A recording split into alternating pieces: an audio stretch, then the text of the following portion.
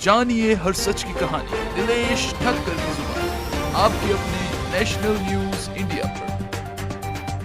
10 करोड़ भी अगर युवा मना रहे हैं वैलेंटाइन डे और एक दिन में वैलेंटाइन डे के दिन मिनिमम 1000 रुपये का खर्चा कर रहे थे, तो आप गिन लीजिए 10 करोड़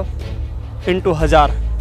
कितने हजार करोड़ रुपए हो रहे हैं। तो आपको हम कहना चाहते हैं, चाहे गुटखा हो, तंबाकू है, बीड़ी है, सिगरेट है, फैशन है, और वैलेंटाइन डे के दिन जो गंदी हरकतें करते थे, मैकॉले का वही सिद्धांत कि भारत को मैं एक ऐसी शिक्षा पद्धति देके जा रहा हूं कि आज से 50 साल के बाद का भारत केवल ऊपर से भारत दिखेगा, भीतर से अंग्रेज होगा, और वही चीज आज पूरे देश में चल रहा था। अरे तो बापूजी ने वो संपदा बचाई है, भारत की युवा संपदा को बापू ने बचाया है, सनातन धर्म को बचाया है। वैलेंटाइन डे 14 फरवरी, और जैसे ही आता था पूरे देश के युवाओं में जो क्रेज़ बढ़ जाता था कि फूल देंगे एक दूसरे को और फिर पार्टियां करेंगे, डांस करेंगे और जाने क्या क्या करेंगे। अब आप भारत में अगर 10 करोड़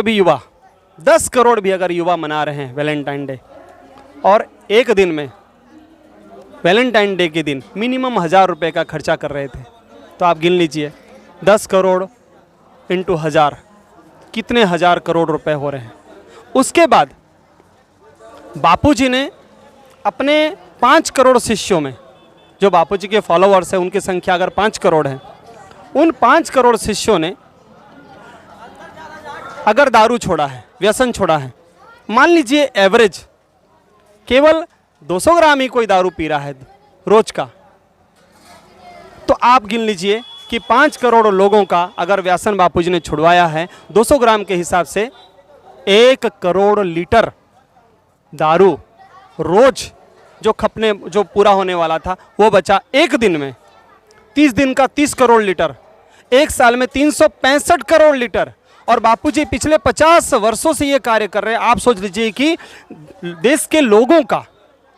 सनातन धर्मियों का कितना 1000 करोड़ रुपया बापूजी ने शराब में बचाया है। दूसरी बात, आप पान मसाले को ले लीजिए, कोई विमल खाता था, कोई भी गुटखा, कोई गोवा खाता था, कोई तुलसी, जाने क्या क्या किस किस प्रकार के गुटखे सब खाते थे। बापूजी के शिष्यों ने इसका बहिष्कार किया, गुटखा छोड़ दिया। अगर कोई व्यक्ति एक दिन में अगर 20 रुपए का भी गुटखा खाता है, 5 करोड़ लोगों का आप हिसाब कर लीजिए कितना हो रहा है, कितने 1000 करोड़ रुपए। तो आपको हम कहना चाहते हैं, चाहे गुटखा हो, तंबाकू है, बीड़ी है, सिगरेट है,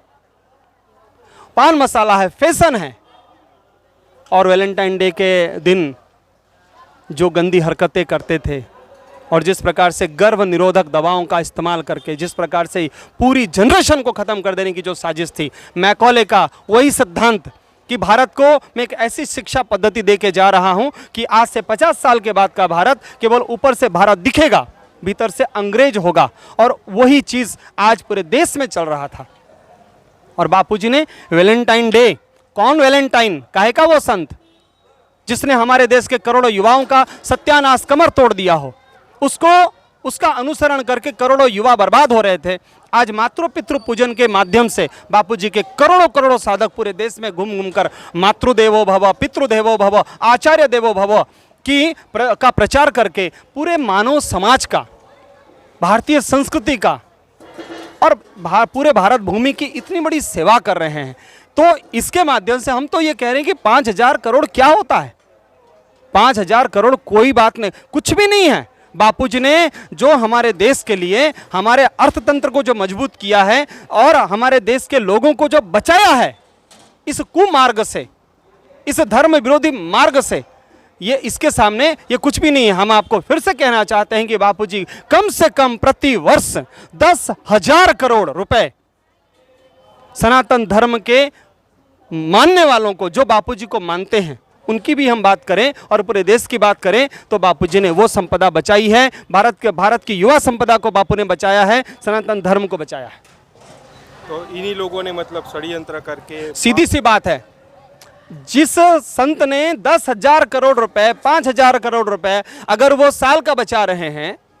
तो जो शराब बनाने वाले जो लोग हैं, चाहे वो कोई भी हो, हमें नाम लेने की जरूरत नहीं है, जो शराब के बड़े बड़े माफिया हैं, जो विदेशों में घूम रहे हैं हजारों करोड़ रुपए खाकर, आप सभी जानते हैं। ऐसे ही गुटखा वाले हैं, ऐसे बीड़ी सिगरेट तंबाकू वाले हैं, और ऐसे ही अश्लील फिल्मों का प्रचार करने वाले हैं। मीडिया में भी कई ऐसे दिग्गज बैठे हैं जो फॉरेन, जो आज डीप स्टेट का नाम ले रहे हैं, जिन्होंने देशों को बर्बाद कर दिया है। जैसे अभी यूएस प्रेसिडेंट ने अभी यूएस एड करके एक संस्था, उसको बैन लगाया है, जो धर्मांतरण करने के लिए यहाँ पर लाखों करोड़ रुपए भेज रही थी। ऐसे लोगों का पैसा खाकर जो लोग बापूजी को बदनाम करने में लगे थे, उनका तो कितना नुकसान हो गया, कितना नुकसान हो गया। बापूजी अब धीरे धीरे बापूजी की सच्चाई सबको समझ में आ रही है और बापू धीरे धीरे बाहर आ रहे हैं, तो उनका तो कितना बड़ा नुकसान हो रहा है। तो ऐसे समय में वो 2, 5, 10, 20 करोड़, मैं तो कहता हूं कि 500,000 करोड़ रुपए भी बापूजी को फंसाने में अगर लगाए गए हैं तो वो रकम बहुत छोटा है। बापूजी वो चीज नहीं है जो हम जितना समझ रहे हैं। बापूजी एक ऐसे महामानव है जिनकी तुलना तो युगों युगों में किसी किसी से की जा सकती है। हमें समझ में आता है कि आदिगुरु शंकराचार्य जी ने 2500 वर्ष पहले सनातन धर्म को फिर से एकत्रित करने के लिए, सुदृढ़ करने के लिए जो प्रयास किया था, पूरे भारत का दौरा करके, उसी प्रकार से बापूजी ने पूरे भारतवर्ष का बार बार दौरे करके, सत्संगों के माध्यम से, अपने व्यासपीठ से करोड़ों करोड़ों हिंदुओं को, जिस प्रकार से महाकुंभ में हिंदू संगठित होते हैं, उसी प्रकार से बापूजी ने हिंदुओं को अपने सत्संग रूपी कुंभ में संगठित किया है, सनातन धर्म को संगठित किया है, जो आज भारत में फिर से एक सनातन धर्म की लहर सी दिख रही है। वो बापूजी के और बापू जैसे ही जिन्होंने अपनी कुर्बानियां दी हैं, चाहे वो स्वामी लक्ष्मणानंद सरस्वती जी क्यों ना हो, चाहे स्वामी केशवानंद जी क्यों ना हो,